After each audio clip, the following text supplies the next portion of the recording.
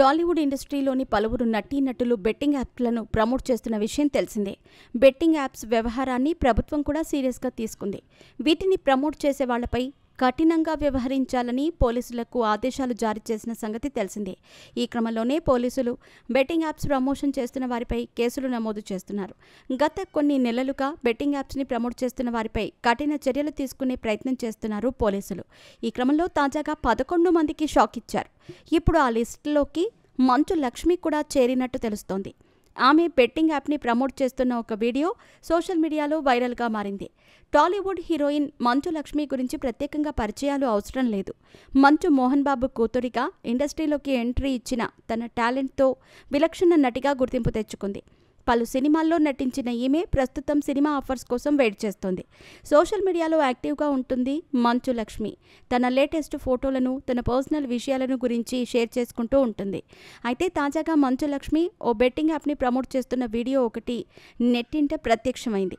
ఇది చూసిన నెటిజన్లు షాక్ అవుతున్నారు. వైరల్ అవుతున్న మంచు లక్ష్మి వీడియోలో ఆమె మాట్లాడుతూ, ఇది ఒక మంచి ప్లాట్ఫామ్, మనీని ఎర్న్ చేసుకోవటానికి అందరికీ చక్కగా ఉపయోగపడుతుంది అంటూ యోలో 247 అనే బెట్టింగ్ యాప్ని ప్రమోట్ చేసింది. ఆ వీడియోని ప్రస్తుతం వైరల్ చేస్తున్నారు. ఇప్పటికే బెట్టింగ్ యాప్లను ప్రమోట్ చేస్తున్న యూట్యూబర్లు, సెలబ్రిటీలపై పోలీసులు కేసులు నమోదు చేసిన విషయం తెలిసిందే. అయితే ఇప్పుడు ఈ వీడియో బయటకు రావడంతో మంచు లక్ష్మిపై పోలీసులు కేసు నమోదు చేస్తారా లేదా అన్నది ప్రశ్నార్థకంగా మారింది. ఇప్పటివరకు బెట్టింగ్ యాప్లు ప్రమోషన్ చేస్తున్న 11 మంది తెలుగు యూట్యూబర్లు, సోషల్ మీడియా ఇన్ఫ్లుయెన్సర్లపై పంజాగుట్ట పోలీసులు కేసు నమోదు చేశారు.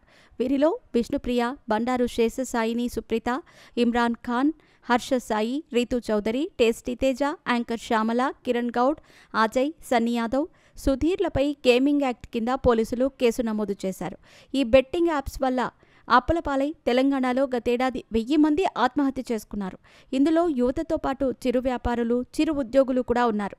అలాంటివి మళ్లీ రిపీట్ అవ్వకూడదు అనే పోలీసులు దీన్ని సీరియస్గా తీసుకున్నట్లు తెలుస్తోంది.